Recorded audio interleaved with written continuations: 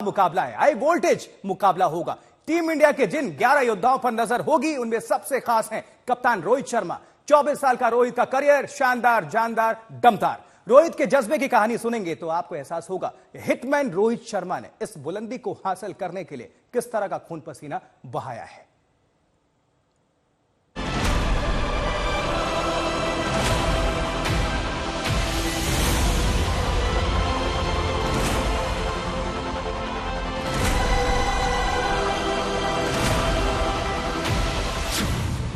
हिंदुस्तान की जान, team India का कप्तान।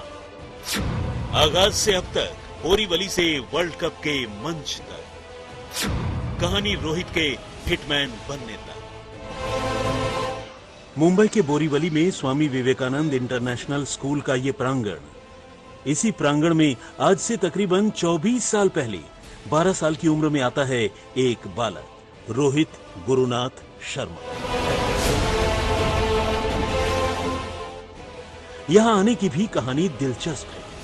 कोच दिनेश लाड की नजर रोहित पर पड़ी थी। उनकी पारखी नजरों ने तभी समझ लिया था कि इस लड़के में अलग बात है। उन्होंने रोहित के गार्जियंस को इस स्कूल में दाखिले के लिए कहा क्योंकि यहां क्रिकेट फैसिलिटी अच्छी थी, मगर अड़चन ये थी कि स्कूल की फीस 25 रुपए थी। घर वालों ने साफ इनकार कर दिया कि इतनी फीस वो नहीं दे सकते। कोच दिनेश लाड उस बच्चे को छोड़ भी नहीं सकते थे। उन्होंने कहा कि भाई रोहित शर्मा आप इसी स्कूल में पढ़ेंगे, और उन्होंने रिक्वेस्ट करी, इल्तिजा करी डायरेक्टर साहब से, कहा कि इस लड़के को स्कॉलरशिप दी जाए। जब मैंने उसको स्कूल के लिए जब भी अपॉइंट किया, स्कूल में उसका एडमिशन करवाया था, उस साल मैंने उसे एज एन बॉलर देखा था, as an off spin bowler. But as an bowler देखने के फीस ली थी आपने उस वक्त? हाँ, फीस तो नहीं ली थी। फीस तो मैंने उसे फ्रीशिप दिलाई थी उस वक्त। मुझे पता है कि पहला स्कॉलरशिप दिलाई थी। वजीफा न मिला होता तो रोहित स्वामी विवेकानंद इंटरनेशनल स्कूल में नहीं आए होते, और यहाँ नहीं आए होते तो शायद देश को ये हीरा न मिला होता। प्रैक्टिस के लिए मैं आ रहा था तो एक गेट से मैं एक लड़का देखा, एक लड़का नॉक कर रहा है सीधे बल्ले से। तो बोला अरे इतना अच्छा नॉकिंग करने वाला, एंटर करने के बाद देखा तो रोहित था। बोला तू बैटिंग करता है? बोला हाँ सर। कुछ बोला नहीं। तो इसके बाद मैंने उसे कुछ 7-8 नंबर पे बैटिंग दिलाई नेट्स पे, और उसके बाद जब स्कूल की मैच आई, पहली मैच में मैंने उसे कहा तू ओपन करेगा। बहुत खुश हो गया ओपन का नाम सुनते ही। हाँ सर मैं करता हूँ। मैंने ओपन को भेजा और उस मैच में उसे 140 रन की पारी खेली, और वहां से जो रोहित उभरता हुआ आज तक उसने अनस्टॉपेबल है। अब जब रोहित की अगुवाई में देश खिताब की दहलीज पर आ गया है, आज तक उनके बचपन के स्कूल गया, उनके कोच के साथ साथ उनके बचपन के साथियों से मिला। कितनी ही कहानियां हैं और कितनी सारी शुभकामनाएं। 30 अप्रैल 1987 को नागपुर में जन्मे रोहित का समूचा बचपन मुफलिसी में बीता। घर में किल्लत इतनी थी कि उन्हें पालने पोसने का काम उनके दादा दादी और चाचा ने किया।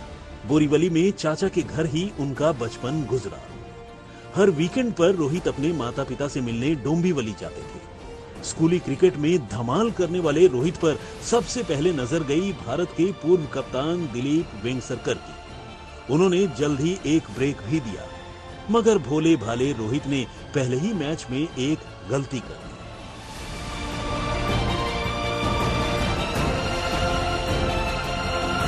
वो आया, लेकिन वो आया तो उसको लगा कि वो मैच खेलेगा नहीं, तो फीडबैक लाया नहीं उसने।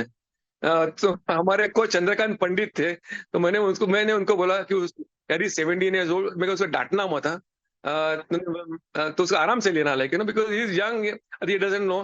तो फिर उसके बाद जो से बैटिंग की, I think he played brilliantly. Rohit बढ़े, रोहित रुके, रोहित डगमगाए भी, लेकिन उनके हितों की हिफाजत के लिए ऊपर वाला हमेशा किसी न किसी को फरिश्ते के रूप में भेजता रहा। धोनी को ही ले लीजिए। 2013 चैंपियंस ट्रॉफी में उन्होंने रोहित से ओपनिंग करानी शुरू की, और इसके बाद ही रोहित का असली राज आया।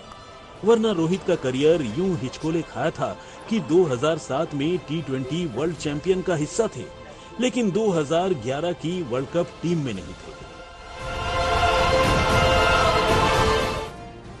तब तक का समय रोलर कोस्टर जैसा ही था, कभी अर्श पर, कभी फर्श पर। रोहित ने मुश्किल वक्त देखा है, शायद यही वजह है कि मुश्किलों में अपने साथियों का साथ देते हैं। उनकी इसी खूबी ने टीम पर जादू किया है, जो टीम को वर्ल्ड चैंपियन भी बनाया। राहुल रावत, मुंबई, आज तक।